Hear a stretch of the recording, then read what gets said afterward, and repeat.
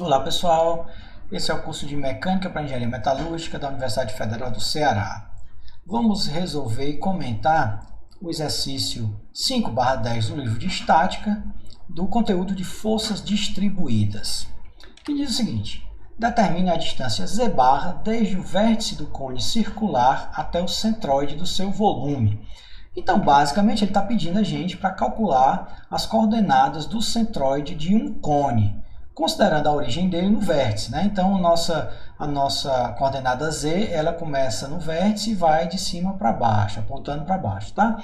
Como o cone ele é simétrico com relação ao eixo z, tá? Então, o centroide dele está em cima do eixo z, né? Se a gente colocar a origem bem aqui, o x e o y, né? A coordenada x e y do centroide vão estar em zero. Então, não faz sentido pedir para calcular, né? Assim, só por simetria, só de olhando para o problema, a gente já pode determinar que x barra e y barra é igual a zero. Então, ele quer saber o z barra começando, certo? Com o z, o eixo z tendo, né, a origem no vértice e crescendo para baixo, tá?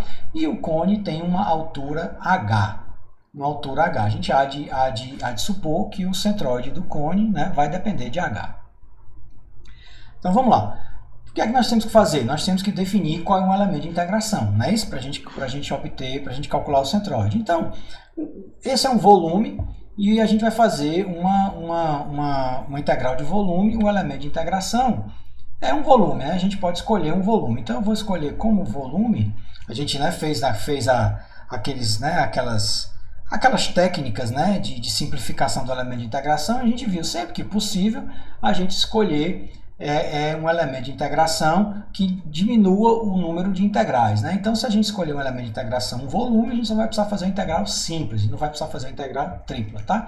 Então, o volume que eu vou definir é um disco, certo? Desse tipo aqui, um disco que a gente está mostrando aqui, que tem raio R, que é uma variável, e está localizado pela coordenada z, né? E tem uma espessura dz, certo? Então, esse vai ser o nosso elemento de integração.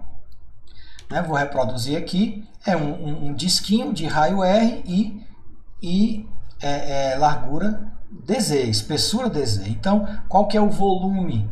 Qual é o nosso dv? Vai ser a área do círculo vezes a sua espessura, né? πr2 vezes dz.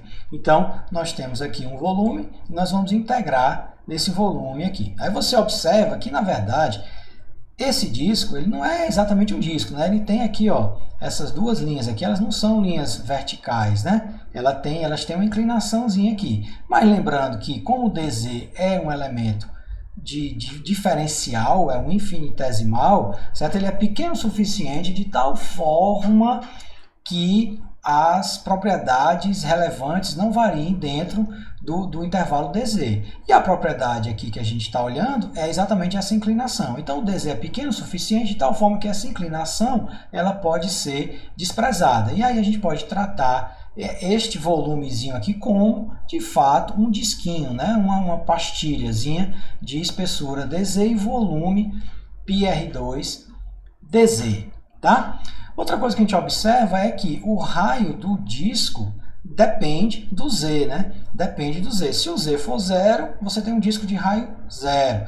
Na medida que o z vai aumentando, o raio do disco vai aumentando também. Então, a gente precisa escrever, certo? Por semelhança de triângulos, nós vamos escrever uma relação entre R e Z, tá? E aí a gente observa esses dois triângulos aqui, ó. Eu vou dizer que o raio da base do cone é R grande, certo? E o raio do disco é R pequeno. Então, a gente observa que a gente tem dois triângulos aqui que são semelhantes. Ó. Tem esse triângulo aqui de altura H e base R grande, R maiúsculo, e nós temos esse outro triângulo aqui de altura Z e base R minúsculo. Tá? Então, se pegar esse ângulo aqui, a tangente desse ângulo, ele é R maiúsculo dividido por H, mas também é R minúsculo dividido por Z. Né? Então, isso é a chamada semelhança de triângulos. Eu posso escrever que R maiúsculo dividido por H é igual a R minúsculo dividido por Z, que é a tangente desse ângulo aqui.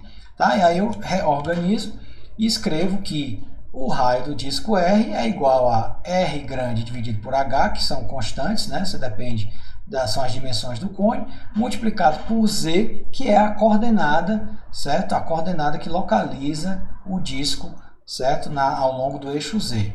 E aí eu posso substituir o R ao quadrado por R maiúsculo sobre H vezes Z e obtenho que o meu dV é igual a uma constante multiplicado por Z ao quadrado dZ. Tá? Aí agora sim, né? Agora eu vou poder fazer integral porque eu tenho uma integral de constantes, variável Z e dZ. Tá? Aí a integral sai. Vamos começar calculando o volume do cone, que é a integral de dV. Substituindo aqui o dV, πr maiúsculo ao quadrado sobre h ao quadrado sai da integral, e a integral tem variáveis, limite de integração, perdão, começa em 0, z igual a 0, e vai até z igual a h, né? Então, a integral de 0 até h de z ao quadrado dz. Integral de z2 dz é z3 dz, né? Aplicando os limites, vai me dar h ao cubo dividido por 3, né? H ao cubo dividido por 3. E aí eu multiplico aqui, ó, πr2, h ao cubo dividido por h ao quadrado, dá só h e tal, isso me dá πr2 dividido por h2, h ao cubo sobre 3, me dá πr2h dividido por 3. Nós já sabíamos disso, né? A gente já decorou que a área, que o volume de um cone é o quê? É a área da base vezes a altura dividido por 3. A gente já sabia disso, decorou isso aí. Agora a gente já sabe de onde vem. Não precisa mais decorar. Agora a gente já pode, com propriedade, afirmar que o volume de um cone é a área da base vezes a altura dividido por 3. E se alguém reclamar, você pode demonstrar, certo? Fazendo essa conta aqui. Mas a gente quer mesmo a coordenada z do centroide, né? Então, essa é a expressão para um centroide de volume, né? Vz barra é igual a integral de zc dv. Zc é o braço de alavanca do elemento dv, que a gente já viu que a gente utiliza as coordenadas do centroide do elemento de integração, que no caso aqui é simplesmente zc, né? Que é a posição do disquinho dentro aqui do cone ao longo do eixo Z. Então, ZC é igual a Z, eu substituo o valor de V, né, o volume que eu já obtive aqui, o ZC é igual a Z e o DV é igual a esse aqui. Então, fazendo todas essas substituições, a gente obtém essa expressão. V vezes Z barra é igual à integral de ZC dV, constante sai da integral de 0 a H, os limites que a gente já sabe, Z ao cubo dz. Z ao cubo dz me dá a integral de z à quarta dividido por 4. Aplicado nos limites, eu tenho h à quarta dividido por 4. Faço aqui h4 dividido por h2 e tal. Faço essa conta e obtenho πr maiúsculo ao quadrado vezes h ao quadrado dividido por 4. Aí eu tenho aqui essa quantidade aqui, passo para lá dividindo, e obtém que a coordenada z do centroide é igual a 3h dividido por 4. 3h dividido por 4. Então, vamos fazer aqui as verificações possíveis, né? A primeira verificação é que não depende do raio da base do cone, né? Isso faz sentido, né? Não tem por que depender do raio da base. O raio da base está me dando as dimensões em x e em y. E a gente já viu que em x e y, o cone ele é simétrico com relação ao eixo z, então x e y não interessa. Tanto é que x barra y barra é igual a 0. Então, não depender do raio da base é um bom sinal, faz sentido. Depende só de h. Depender só de h também é um bom sinal, né? Porque de fato só pode depender de h mesmo a altura do cone. E é 3h sobre 4, né? Então vamos observar que se em vez de um cone fosse um cilindro, certo? A coordenada z do centroide do cilindro seria onde? Seria em h sobre 2, né? Seria em h sobre 2, certo? Mas como eu estou retirando esse volume aqui dessa parte de cima do cilindro, digamos assim, então o centroide vai ser empurrado para baixo, vai ser empurrado na direção onde vai ter mais volume, né? O centroide vai ser empurrado para a direção onde tem mais volume. Então ele vai sair de meio de H para um valor maior do que meio de H, no caso 0,75 vezes H.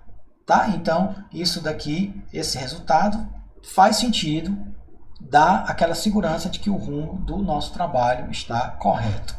Tá bom? Então é isso e até a próxima.